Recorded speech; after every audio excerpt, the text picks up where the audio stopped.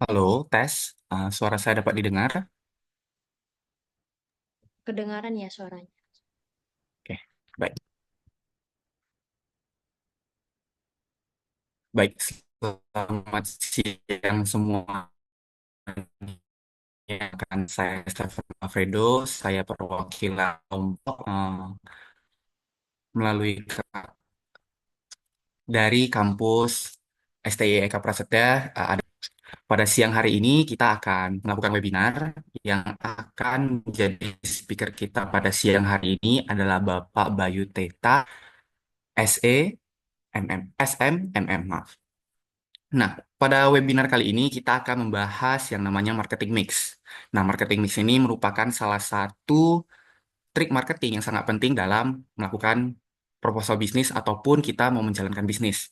Nah, untuk marketing mix ini sendiri sangat dipahami oleh speaker kita yaitu Bapak Bayu. Nah, untuk profil Bapak Bayu sendiri secara singkat, beliau merupakan salah satu dosen yang sudah mengajar dan memiliki gelar SMMM.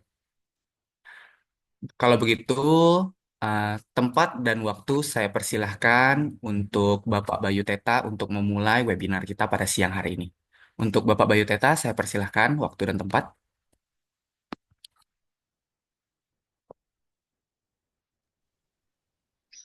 Oke, baik. Terima kasih, Pak. Selamat siang untuk kita semua, Bapak Ibu. Ya, pada Selamat kesempatan siang. kali ini izinkan saya mencap mem- memperkenalkan dulu nama saya. Nama saya Bayu Teta. Ya, saya dosen tetap di program studi manajemen STIBMI Medan. Adapun topik yang akan kita bahas mengenai bauran pemasaran atau yang sering kita dengar namanya marketing mix.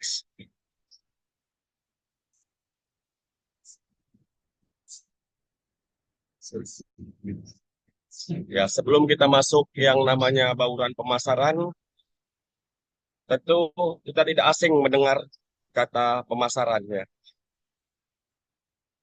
Ya, kata pemasaran biasanya dipersamakan dengan filosofi bisnis atau orientasi bisnis dan konsep pemasaran.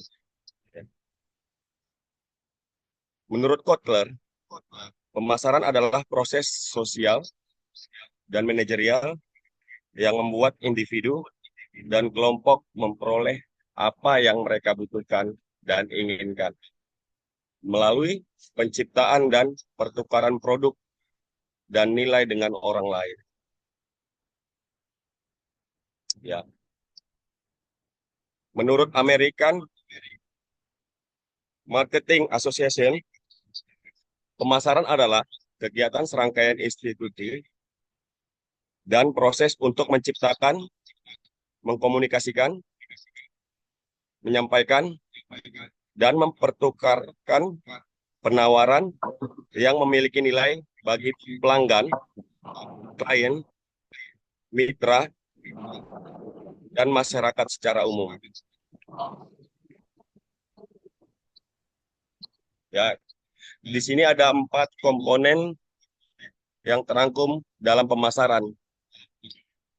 Yang pertama itu membuat suatu proses berkolaborasi dengan pemasok dan pelanggan untuk menciptakan penawaran yang memiliki nilai. Contohnya seperti ini Bapak Ibu. Sebuah perusahaan minuman bekerja sama dengan konsumen untuk mengembangkan rasa baru berdasarkan survei pasar. Misalnya di sebuah pasar itu apa yang dibutuhkan. Misalnya terjadi kerjasama antar perusahaan A dan perusahaan B untuk menciptakan minuman atau minuman rasa baru. Kemudian berkomunikasi pada inti umumnya. Pemasaran menggambarkan penawaran serta belajar dari pelanggan. Contohnya perusahaan elektronik menjalankan kampanye iklan dan mengumpulkan feedback dari media sosial untuk menyempurnakan produknya. Maksudnya segini, dari media sosial dikumpulkanlah feedback, umpan balik daripada yang namanya konsumen sebagai evaluasi perusahaan tersebut. Jadi apa yang menjadi kekurangan dari produk itu, perusahaan tersebut bisa menampung dan menyempurnakan produk itu. Kemudian yang ketiga, menyampaikan mendapatkan penawaran tersebut untuk konsumen dengan metode mengoptimalkan nilai. Contohnya seperti ini, sebuah toko online menggunakan jasa kurir cepat dan kemasan aman agar produk sampai tepat waktu dalam kondisi yang baik. Ya, dia mengoptimalkan nilai. Ya. Jadi bisa secara lebih efisien. Kemudian yang keempat, adanya pertukaran dari nilai pelanggan untuk suatu penawaran. Contoh, pelanggan membayar harga tertentu untuk mendapatkan produk yang mereka butuhkan. Seperti berlangganan layanan streaming. Ya. Kemudian kita juga tidak asing lagi mendengar yang katanya manajemen pemasarannya. Ya. Menurut Kotler dan Keller, manajemen pemasaran merupakan seni dan ilmu memilih pasar, sasaran dan mendapatkan, mempertahankan, serta meningkatkan jumlah pelanggan yang unggul.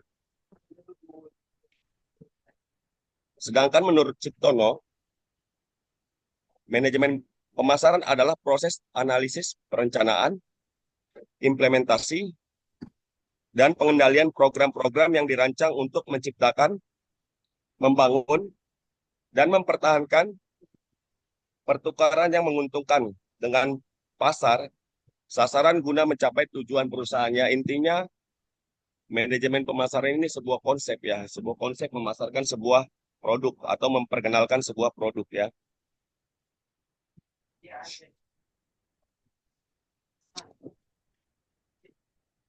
Oke, selanjutnya strategi pemasaran ya.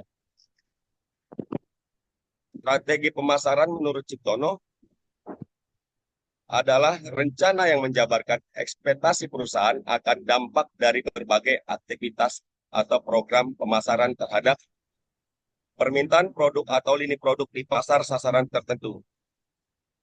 Jadi strategi pemasaran ini dikembangkan lagi melalui yang namanya bauran pemasaran.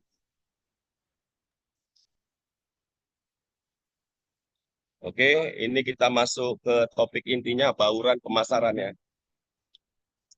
Di sini ada definisi bauran pemasaran, market atau yang kita sebut namanya marketing mix.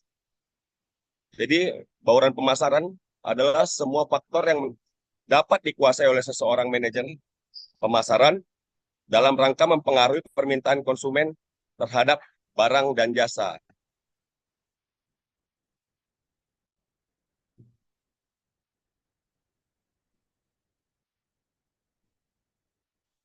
Jadi bauran pemasaran itu dikelompokkan menjadi dua. Dia ada bauran pemasaran khusus kualitas produk dan jasa. Jadi ini pengelompokan bauran pemasaran. Jadi bauran pemasaran untuk produk fisik atau barang ya, itu terdiri dari yang namanya kita pernah dengar 4P. Produk, price, place, dan promotion. Sedangkan untuk pemasaran untuk layanan atau jasa, itu ada tambahan yang 4 lagi, yaitu people, proses, physical evidence, dan performa. Jadi ini akan kita bahas satu-satu. Yang pertama itu produk. Jadi produk adalah barang atau jasa yang ditawarkan perusahaan untuk memenuhi kebutuhan atau keinginan konsumennya. Jadi untuk sebuah produk ada aspek penting yang harus diperhatikan. Contohnya dalam strategi pemasaran. Di dalam sebuah produk itu harus ada namanya desain produk. Ya, desain produk ini harus tentu saja menarik. Ya, menarik agar produk tersebut dapat memikat atau menarik minat konsumen. Kemudian ada yang namanya fitur kualitas ya, tentu saja fitur dan kualitas ini contoh kita bisa contohkan seperti smartphone. Semakin banyak fiturnya atau semakin canggih fiturnya, tentu saja smartphone ini berpeluang laku di pasaran. Selanjutnya ada variasi, kemudian kemasan, dan merek. Di sini juga sudah saya tuliskan juga contohnya, sebuah perusahaan smartphone harus memperhatikan desain dan fitur teknik produk seperti kamera, daya tahan baterai, dan ukuran layar. Ya, tentu saja ini bagian dari bauran pemasaran untuk kualitas barang.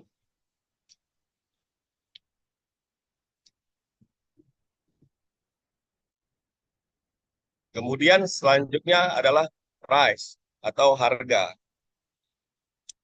Jadi harga bisa didefinisikan itu uang, sejumlah uang yang harus konsumen bayar untuk mendapatkan produk atau layanan jasa ya.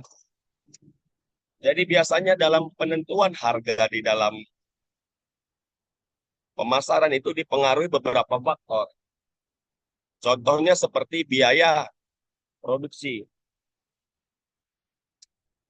biaya tenaga kerja, dan biaya overhead. Aspek yang diperhatikan untuk harga ini seperti penentuan harga yang kompetitif. Maksudnya seperti ini, kompetitif dikatakan kompetitif, harga itu sebenarnya harus mampu bersaing dengan yang namanya kompetitor. Misalnya kita membuka sebuah restoran dengan harga sekian. Sebelum kita menetapkan harga, kita harus buat dulu berapa biaya bahan baku dan kita pantau juga yang namanya kompetitor sejenis. Ya. Agar saat kita menetapkan suatu harga, tidak terjadi yang namanya kemahalan. Atau misalnya terlalu tinggi harga ini ya. Kalau kita tetapkan harga ini terlalu tinggi, maka dapat menimbulkan yang namanya konsumen beralih.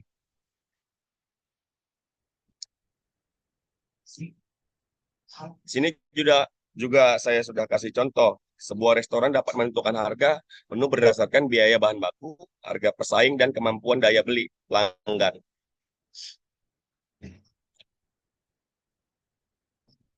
Kemudian selanjutnya ada yang namanya place atau tempat. Jadi tempat ini merujuk pada saluran distribusi yang digunakan untuk membawa produk atau layanan dari perusahaan ke konsumen. Contoh, apabila kita memulai sebuah bisnis, kita harus tahu dulu yang namanya itu tempat, di mana lokasi kita akan memulai usaha. Tempat ini sebagai pengingat juga di benak konsumen. Apabila kita menjual produk, contoh misalnya kita menjual produk A, kita harus tahu tempatnya di mana agar terlintas di benak konsumen jika dia ingin membeli produk, dia tahu tempatnya di sini. Oh, dia harus ada lokasi. Nah, jadi lokasinya tidak fiktif. Nah, kecuali tadi di place market ya, place market itu pun termasuk tempat. Jadi aspek yang perlu diperhatikan yaitu pemilihan saluran distribusi. Misalnya toko fisik, toko online, agen, atau distributor. Contoh, produk pakaian dapat dijual melalui toko fisik atau platform e-commerce atau outlet di pusat perbelanjaan ya. Jadi banyak saluran atau banyak cara. Tempat ini tidak selalu diidentik dengan namanya harus bangunan. Bisa melalui yang namanya platform e-commerce ya, secara online.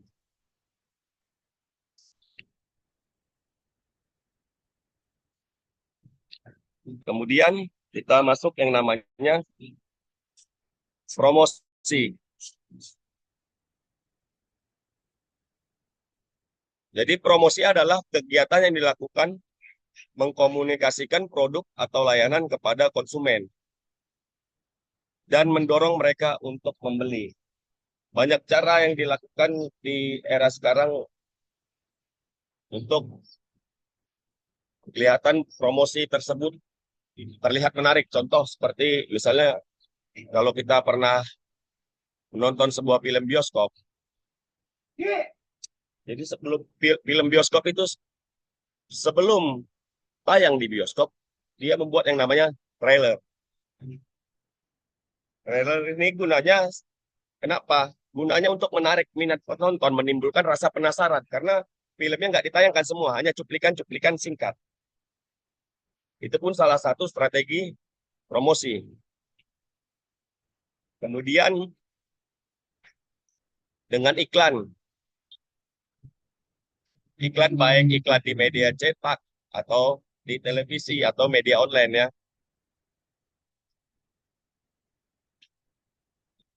Aspek yang perlu diperhatikan dalam promosi ini adalah tadi sudah dijelaskan iklan, promosi penjualan, public relation, pemasaran media sosial, dan penjualan pribadi. Contoh ilustrasi, sebuah perusahaan mobil dapat melakukan promosi melalui iklan di televisi, diskon musiman, atau melalui influencer di media sosial. Ya, bisa juga kerjasama dengan influencer di media sosial. Kan sekarang misalnya seperti Instagram, ada yang namanya Instagram iklan yang berbayar. Kenapa kalau kita Instagram pribadi mungkin kita promosikan produk kita di Instagram pribadi mungkin pertemanannya jangkauannya terlalu sempit. Dilakukannya Instagram yang berbayar promosi karena jangkauannya bisa luas, lebih luas.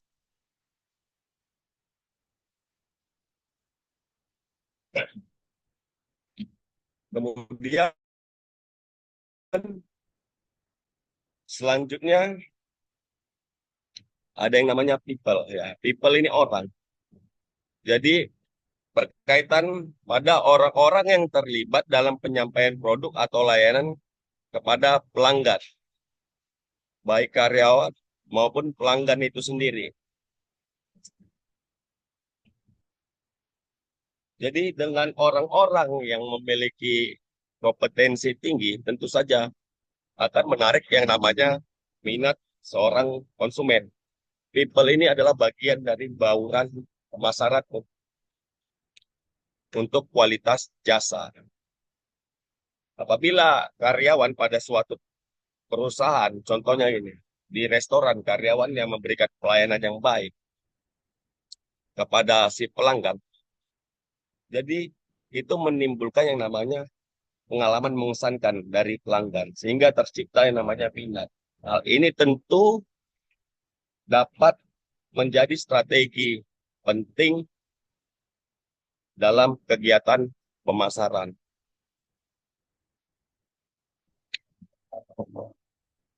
Ini pun saya buat contoh di sektor hotelan.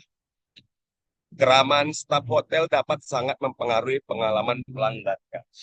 Di mana-mana kalau kita ke bank misalnya, atau ke restoran, atau ke hotel, pasti diterapkan yang namanya 3S, senyum, sapa, salam. Kenapa diterapkan seperti itu?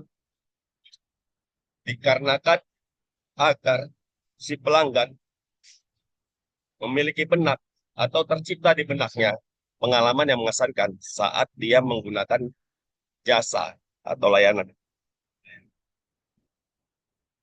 dari perusahaan tersebut.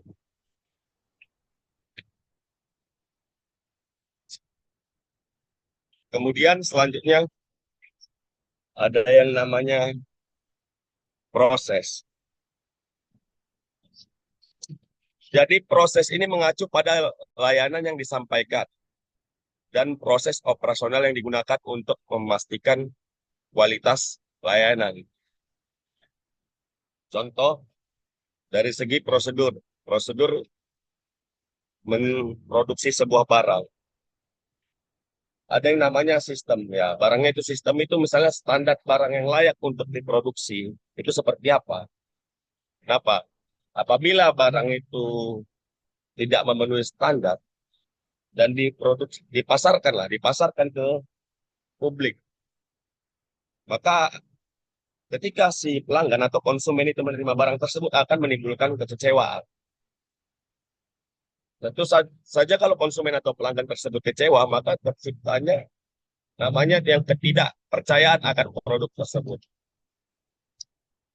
Jadi di dalam proses ini penting, apakah barang-barang yang sudah diproduksi itu sudah sesuai dari segi kualitasnya, atau dari segi jasa, apakah karyawan selama ini sudah bekerja sesuai dengan yang namanya prosedur atau standar operasional perusahaan demi memastikan yang namanya kepuasan konsumen.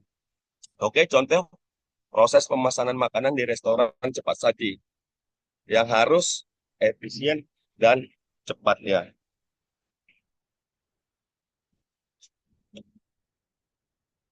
Kemudian selanjutnya ada bukti fisik atau physical evidence ya. Unsur fisik yang menunjukkan kualitas layanan yang dapat dilihat dan dirasakan oleh pelanggan itu contohnya seperti fasilitas, desain interior, kemasan produk atau sertifikasi kualitas. Jadi fasilitas itu pun sebagai peningkatan dari kualitas jasa. Misalnya kita ingin menyetorkan uang kita misalnya ke bank. Tentu saja di bank ada namanya fasilitas. Dilayani kita ramah, fasilitas tempat duduk. Kalau kita tadi sebagai nasabah disuruh berdiri atau tidak dilayani dengan baik secara kualitas, dari karena tentu saja akan menimbulkan yang namanya kekecewaan. Contoh di sektor perbankan, desain dan kenyamanan bank cabang serta perangkat ATM yang tersedia adalah bukti fisik dari layanan tersebut. Nah, contohnya apabila sebuah bank tersebut memiliki banyak yang namanya ATM di mana-mana, tentu saja nasabah tidak kesulitan untuk menarik uang jika diperlukan. Tapi apabila keterbatasan yang namanya layanan tersebut seperti mesin ATM, nah, hal ini memicu ketidakpuasan nasabah dan dia akan beralih ke bank yang memiliki perangkat ATM atau mesin ATM lebih banyak tersebar. Contohnya seperti itu.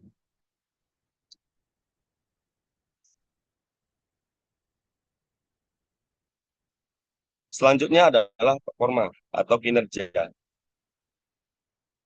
Menilai hasil atau kinerja dari produk atau layanan dalam memenuhi harapan pelanggan menciptakan namanya kepuasan pelanggan.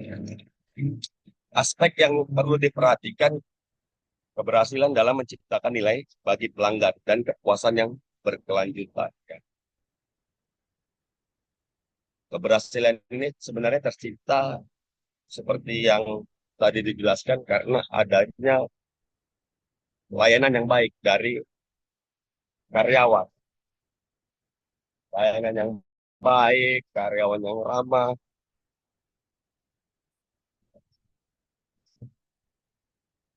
Ini menjadi salah satu faktor penting untuk bauran pemasaran kualitas jasa.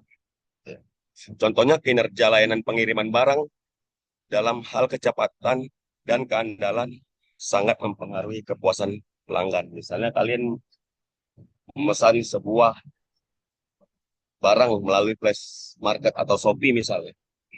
Tentu saja kalau paket itu cepat datang, paket itu datang lebih cepat, itu mempengaruhi yang namanya rasa puas kalian sebagai pelanggan. Hal ini memicu loyalitas, loyalitas kita sebagai pelanggan untuk tetap memilih e-commerce itu sebagai pilihan tetap untuk kita berbelanja.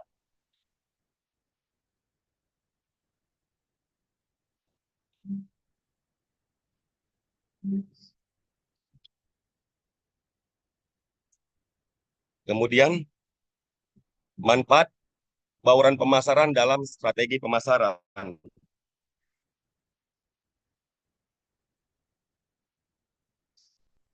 Yang pertama itu menentukan posisi produk. Jadi membantu menempatkan produk dengan tepat di pasar dan membedakannya dari pesaing. Maksudnya gini, kita tahu apa yang dibutuhkan di daerah tersebut. Nah, misalnya, tapi sebelum kita tahu, kita harus melakukan yang namanya riset pasar. Contoh seperti ini, apabila di daerah dingin, kita ingin melakukan atau kita ingin membuka usaha yang namanya misalnya pabrik es.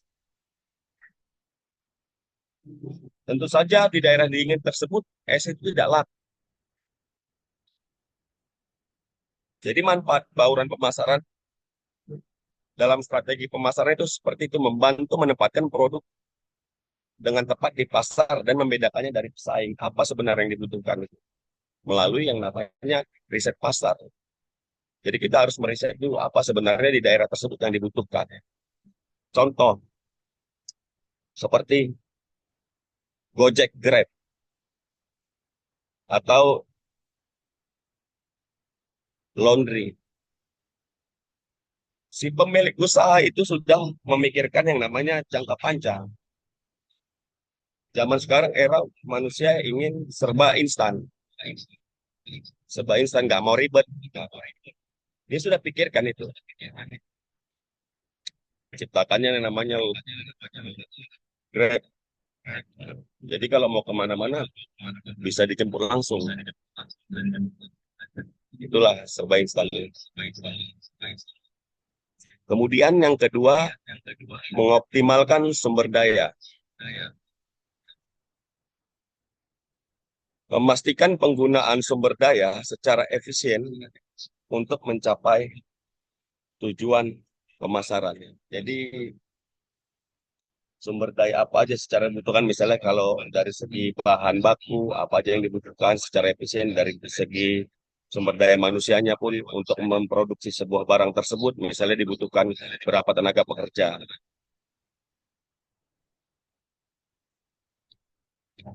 Kemudian meningkatkan kepuasan pelanggan,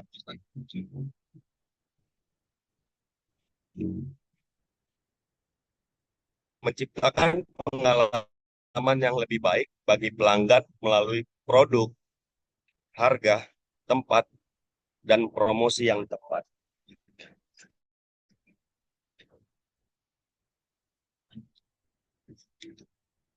Jadi melalui produk apa yang harus diciptakan, harganya berapa, cara promosikannya seperti apa, agar produk ini bisa dikenal di pasaran. Yang selanjutnya, diferensiasi produk.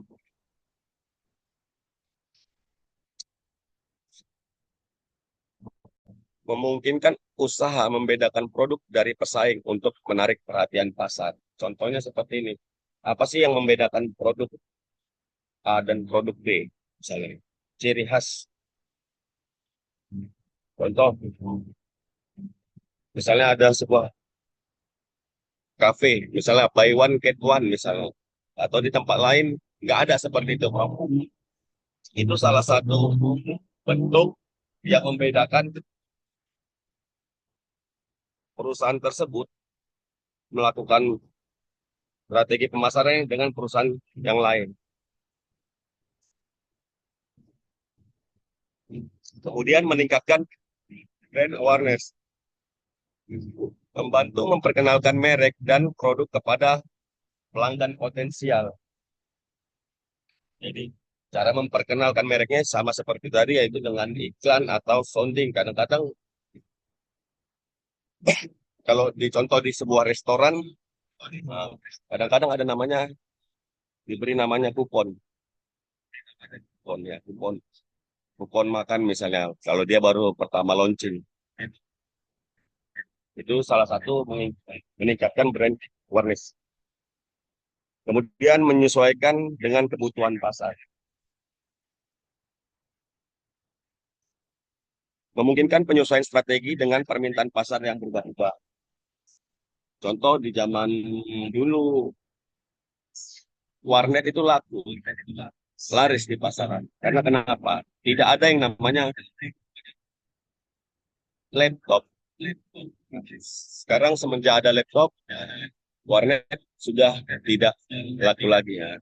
Jadi sebenarnya yang menciptakan atau yang memproduksi sebuah laptop dia sudah mengikuti apa sih sebenarnya yang dibutuhkan pasar. Contoh seperti laptop di zaman COVID itu laptop paling laris. Karena apa paling laris laptop? Karena kuliah semua melalui Zoom. Ya. Anak sekolah butuh yang namanya laptop. Anak sekolah butuh yang namanya handphone.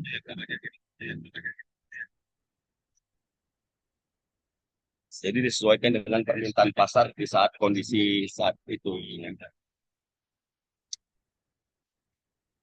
Kemudian mengidentifikasi risiko.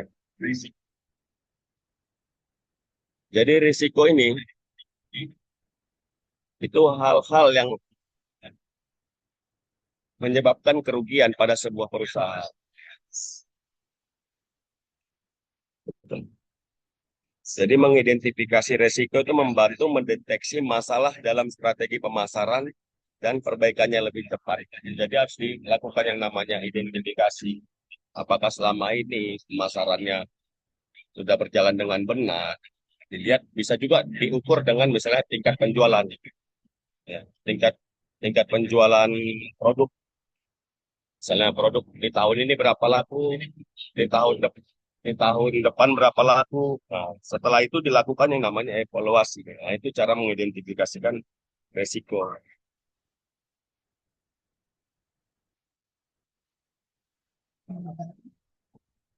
Kemudian meningkatkan penjualan.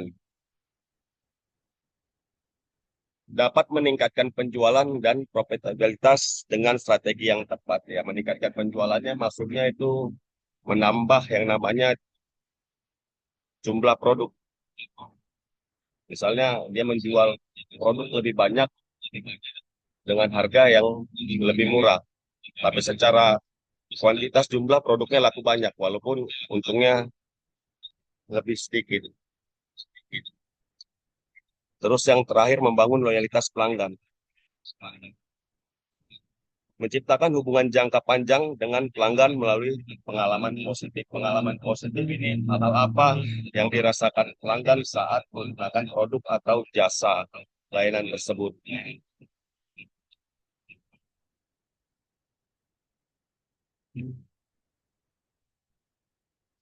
Jadi ini kesimpulan dari materi kita sebelum kita masuk namanya sesi tanya jawab. Bauran pemasaran atau marketing mix merupakan kombinasi dari berbagai elemen yang dapat dikendalikan oleh perusahaan untuk mempengaruhi keputusan konsumen dalam membeli produk atau jasa. Jadi pada konsep dasar ini, awalnya bauran pemasaran itu hanya terdiri dari namanya 4P, produk, harga, tempat, dan promosi. Sekarang diperluas menjadi 7 hingga 8 elemen, termasuk people, proses, physical evidence, dan performa. Setiap elemen berperan penting menciptakan nilai, membangun hubungan dengan konsumen, serta memenuhi kebutuhan dan keinginan pasar sasaran.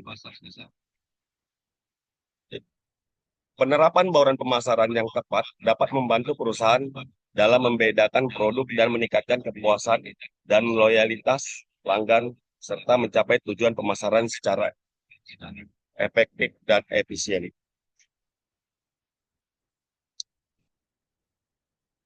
Untuk moderator, boleh dibuka sesi tanya jawab. Ini materi kita hanya ini untuk marketing mix. Marketing mix. Marketing mix. Marketing mix. Baik, terima kasih Bapak Bayu atas presentasinya, atas marketing mix-nya ya Pak ya. Baik, teman-teman sekalian, setelah kita mendengar seluruh penyampaian materi oleh Bapak Bayu, kira-kira dari teman-teman sekalian ada pertanyaan nggak dari untuk marketing mix ini? Jika ada, nanti tolong raise hand dan sebutkan nama dan langsung tanya saja. Nanti kita akan kumpulkan semua pertanyaannya.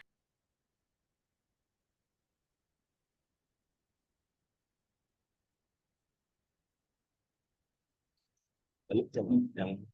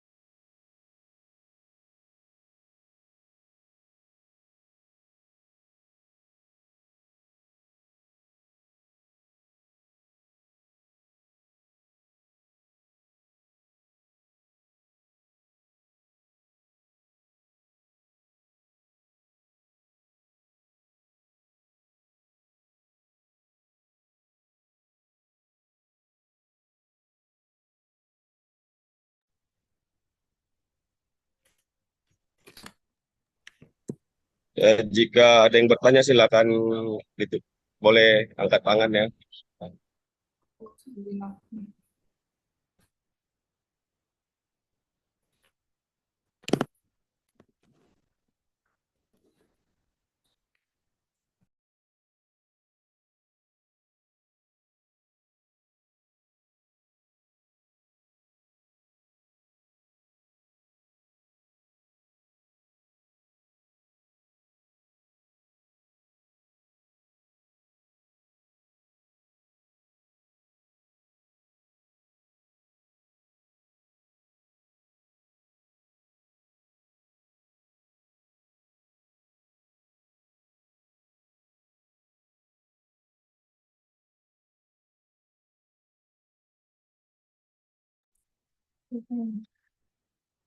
Baik, kita sudah ada satu pertanyaan ini dari atas nama Sela. Baik, silahkan Sela. Boleh di on mic-nya dan perkenalkan diri dan langsung berikan pertanyaannya. Baik, perkenalkan nama saya Sarah. Saya di sini ingin bertanya tentang bisnis apa yang membutuhkan marketing mix yang paling kompleks. Terima kasih. Oke, baik, terima kasih. Boleh resennya ditutup. Kita tunggu pertanyaan lain atau dari Bapak Bayu mau langsung jawab saja.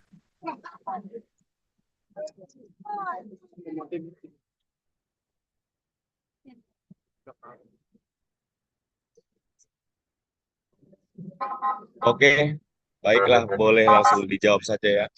Jadi sebenarnya bisnis apa yang membutuhkan marketing mix kompleks? Sebenarnya semua bisnis itu membutuhkan yang namanya marketing mix.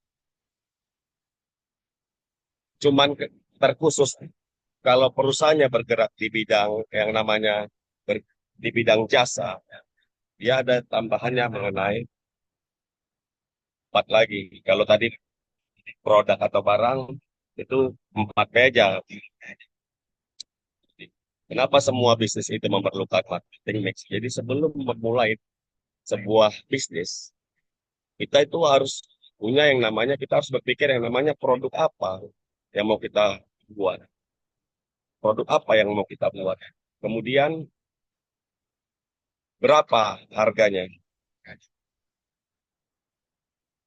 Selanjutnya kita pasti memikirkan produk itu sudah sampai harga kita berpikir, pasti kita berpikir bagaimana cara memperkenalkan produk itu. Dilakukannya dengan cara promosi.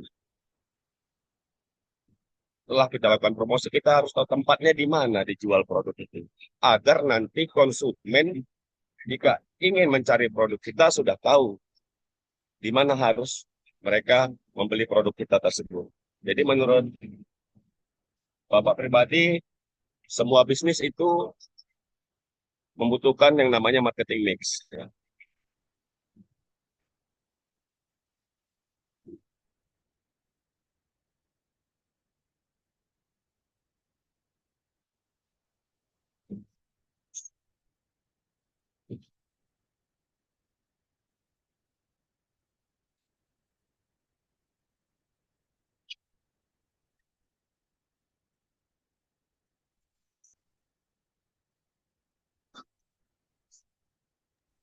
Baik, terima kasih Bapak Bayu atas jawabannya. Kira-kira seperti itu ya. Bisnis apa yang membutuhkan marketing mix yang paling kompleks itu kesimpulannya itu adalah bisnis yang bergerak di bidang jasa, yang ada pelayanan jasanya dan itu ada nanti tambahannya empat marketing mix lagi. Baik, terima kasih Bapak Bayu atas penjelasannya. Apakah ada pertanyaan lagi yang lain dari teman-teman semua?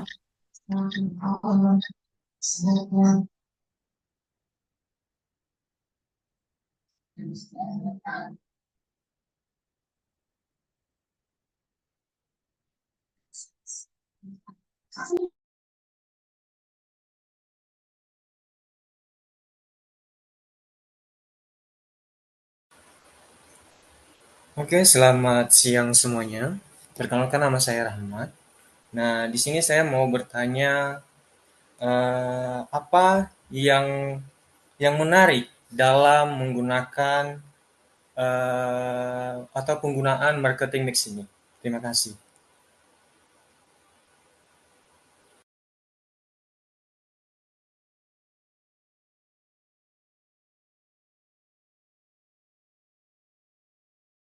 Boleh diulang pertanyaannya, Dek?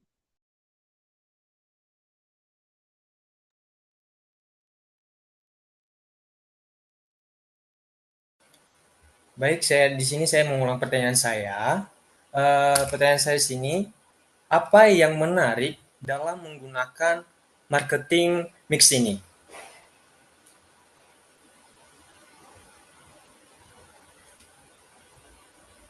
Gimana sih?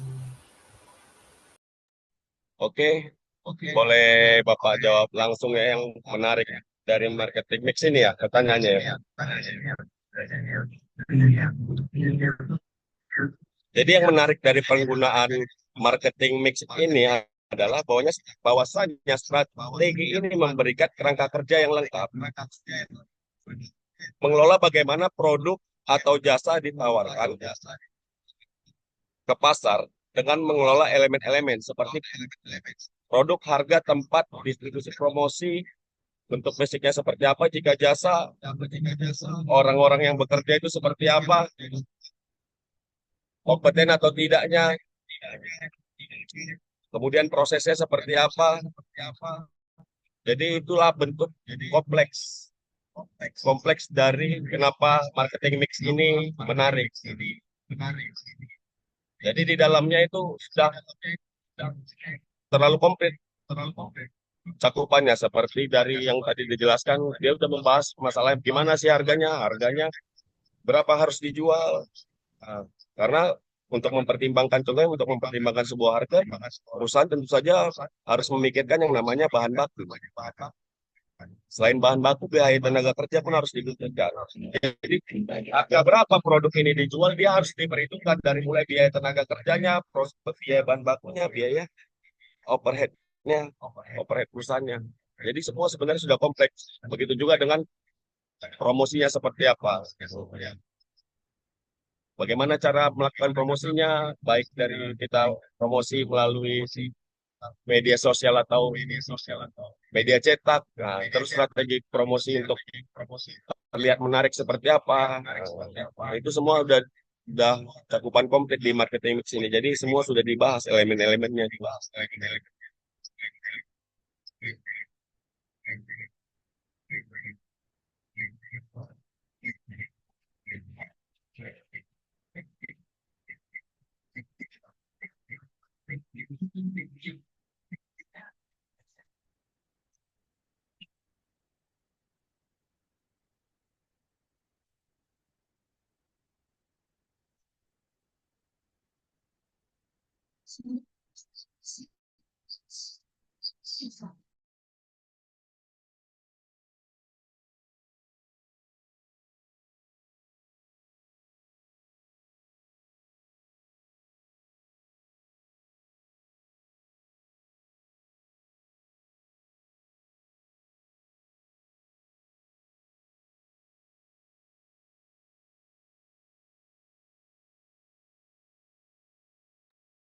Oke, baik, atas pertanyaannya juga terima kasih dan pertanyaannya juga sudah dijawab oleh Bapak Bayu ya. Kira-kira seperti itulah apa menariknya dari marketing di sini. Kira-kira teman-teman yang lain ada lagi yang mau bertanya?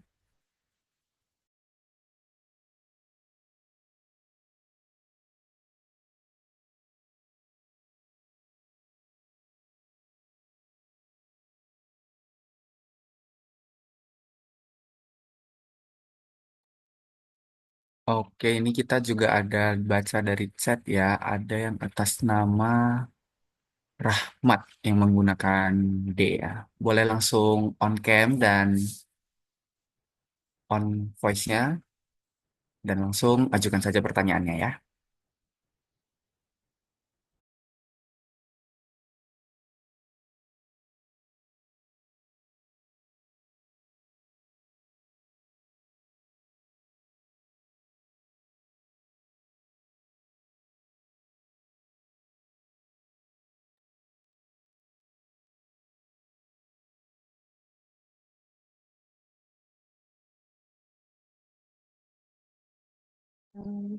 Boleh di on mic-nya soalnya suaranya tadi tidak kedengaran. Apakah sudah kedengaran, Pak? Sudah kedengaran. Baik, terima kasih atas kesempatannya. Izinkan saya bertanya, Pak. Yang dimana tadi sudah dibahas mengenai price, yaitu harga dan juga kompleksitasnya. Di sini di samping harga juga produk kan sekarang mengutamakan desain. Nah, kenapa desain ini menjadi suatu hal yang menarik nih, Pak? Dan di situ juga dicantumkan. Bagaimana gitu? Terima kasih.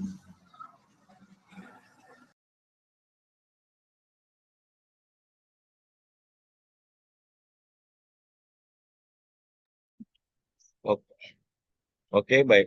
Bisa saya langsung menjawab ya. Kenapa desain ini penting ya untuk sebuah produk ya. Yang pertama itu sebenarnya desain kenapa itu penting? Desain ini menciptakan yang namanya daya tarik visual. Tentu saja desain yang menarik membuat produk lebih mudah dikenali dan dapat lebih menarik calon pembeli, terutama saat bersaing. Misalnya, karena tentu saja kan kompetitor banyaknya. Kita harus menciptakan daya tarik ya. Jadi desain ini menciptakan daya tarik. Yang kedua, desain ini menggambarkan yang namanya citra, citra merek. Ya. Jadi dengan sebuah desain, konsumen bisa mengingat, oh ini produk ini, misalnya produk A, misalnya. Dengan dilihat dari desainnya ini produk B, misalnya. Seperti itu contohnya. Nah, kemudian desain juga dapat meningkatkan pengalaman pengguna. Contoh, produk smartphone misalnya. Dulu ada yang namanya tablet. Nah, tablet ini kan susah dikantongi, susah dibawa kemana-mana. Susah dibawa kemana-mana. Jadi diciptakannya lah smartphone dengan ukuran yang lebih kecil, mudah dibawa kemana-mana.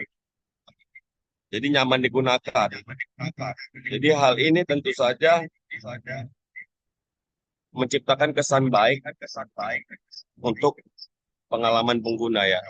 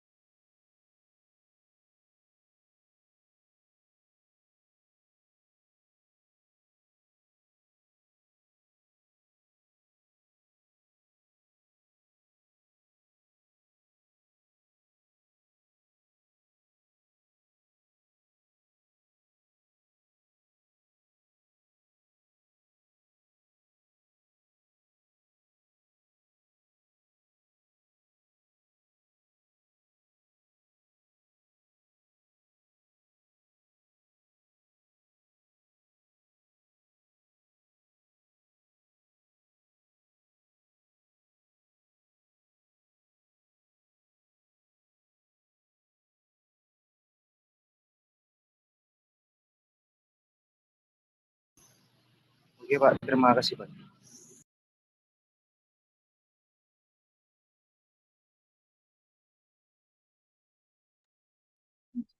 Oke, baik. Atas nama Rahmat, terima kasih atas pertanyaannya dan juga pertanyaannya juga sudah dijawab oleh Pak Bayu Teta ya. Kira-kira teman-teman yang lain ini ada lagi kah kira-kira yang mau bertanya?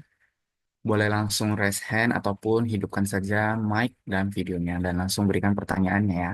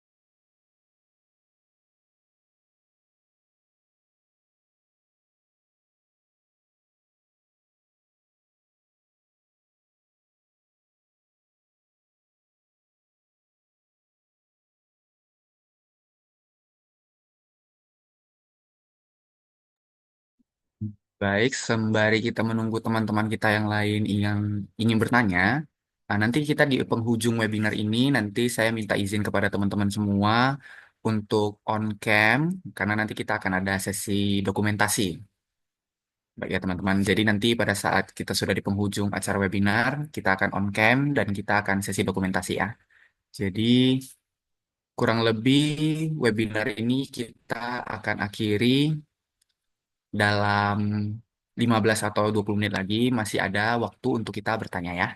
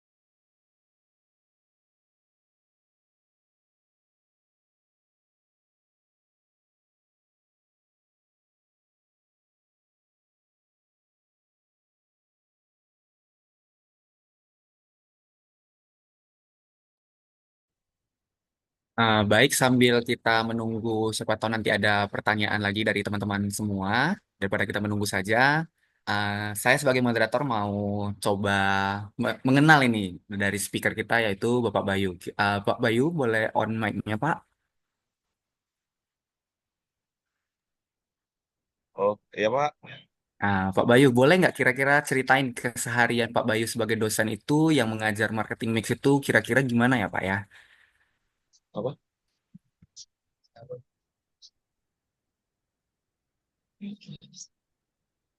Mohon diulang, Pak. Oke. Pak Bayu sendiri kan ini adalah dosen ya Pak ya. Dosen yang mengajar mengenai marketing mix. Makanya kita ada bawa webinar marketing mix. Kira-kira kesehariannya Pak Bayu itu gimana ya Pak dalam belajar mengajarnya di kampus? Keseharian belajar mengajar marketing mix gitu ya. Ya Pak. Jadi sebenarnya kesehariannya sebenarnya marketing mix ini sudah diterapkan dalam kehidupan kita sehari-hari. Contoh seperti saya ini, saya di kampung ada yang namanya usaha ya. Jadi usaha itu yang pertama itu saya pikirkan itu apa sebenarnya, apa yang harus saya jual. Jadi sebenarnya tidak hanya di dunia kampus, di kehidupan sehari-hari sebenarnya kita sudah menerapkan yang namanya marketing mix. Ya. Apa yang harus kita jual? Lokasinya apa? Lokasinya di mana? Dan berapa harganya? Harganya pun ketika kita kayak saya contoh saya ada jual yang namanya jual paket data di kampung. Oh. Jadi saya sebelum menetapkan harga saya harus melakukan survei dulu. Berapa sih? Karena di tempat saya jualan itu banyak kompetitor yang jualan yang sama. Nah, jadi saya harus menetapkan dulu berapa harus saya jual harganya. Saya lakukan yang namanya riset agar tidak ada kesenjangan harga yang terlalu tinggi. Misalnya saya jual di tempat saya dan dengan di tempat lain. Berarti kesehariannya Pak Bayu ini sendiri sering melakukan riset ya Pak ya. Iya Pak, iya Pak. Iya, Pak.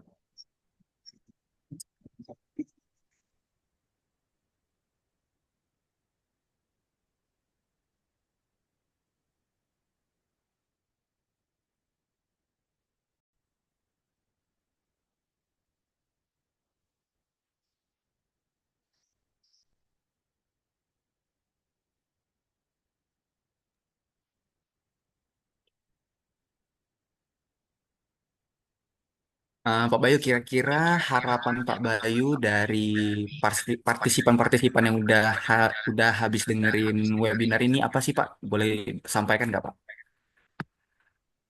Ya harapan harapan saya sebagai pemateri ya untuk apalagi kita di kalangan anak muda generasi Z ya tentu saja pasti generasi Z ini generasi yang suka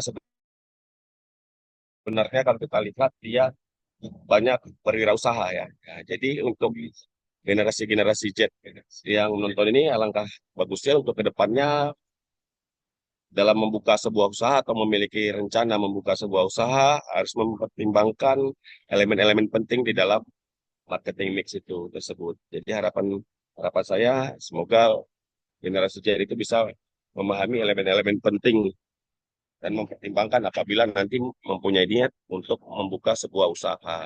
Ya.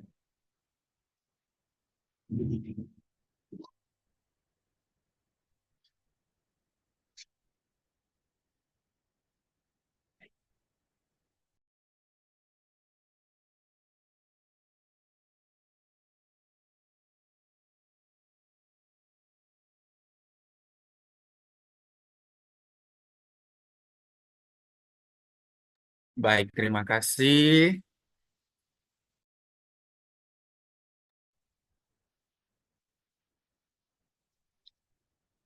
Baik, terima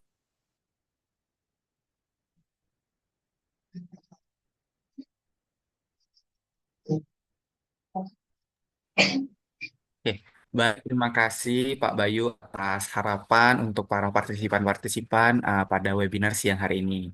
Jadi begitulah rangkaian acara webinar kita pada siang hari ini yang dibawakan oleh speaker Bapak Bayu Teta SMMM. Harapan dari saya juga semoga dari webinar ini dapat memberikan ide-ide ataupun pengetahuan-pengetahuan untuk mulai menjalankan bisnis dan mulai menerapkan seluruh marketing mix yang ada. Untuk itu, saya sebagai moderator dan juga mewakili tim-tim saya, yaitu ada Jacinta Naldi, ada Agustino, dan juga Bapak Bayu Teta, kami berterima kasih sudah memberikan kami kesempatan untuk eh, dapat mensukseskan webinar pada siang hari ini. Untuk itu, saya sebagai moderator, saya mengucapkan terima kasih kepada semua partisipan yang sudah mengikuti acara webinar ini. Semoga kedepannya kita dapat bertemu lagi di webinar-webinar selanjutnya. Selamat siang, terima kasih semuanya. Dan jangan lupa, di akhir ini kita akan ada sesi dokumentasi. Jadi harapan saya teman-teman boleh bantu on cam semuanya sebentar.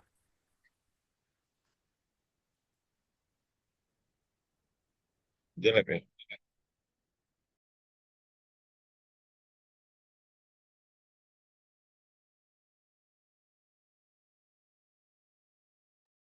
Untuk teman-teman yang belum on cam, bantu untuk on cam kameranya ya, biar kita dokumentasi.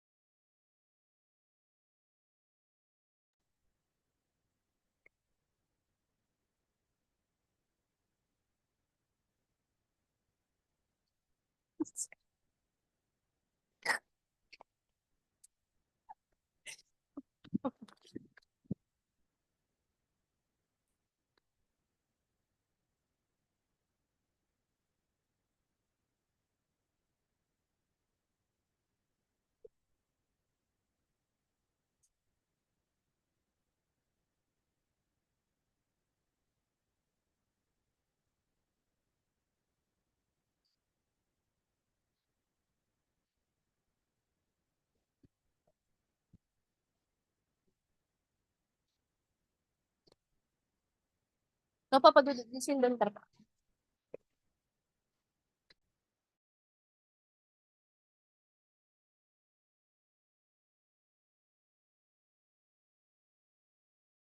Oke, untuk sesi dokumentasinya sudah selesai. Kami mahasiswi dari Eka Prasetya mengucapkan terima kasih atas waktu luang untuk join di webinar kali ini. Terima kasih semuanya.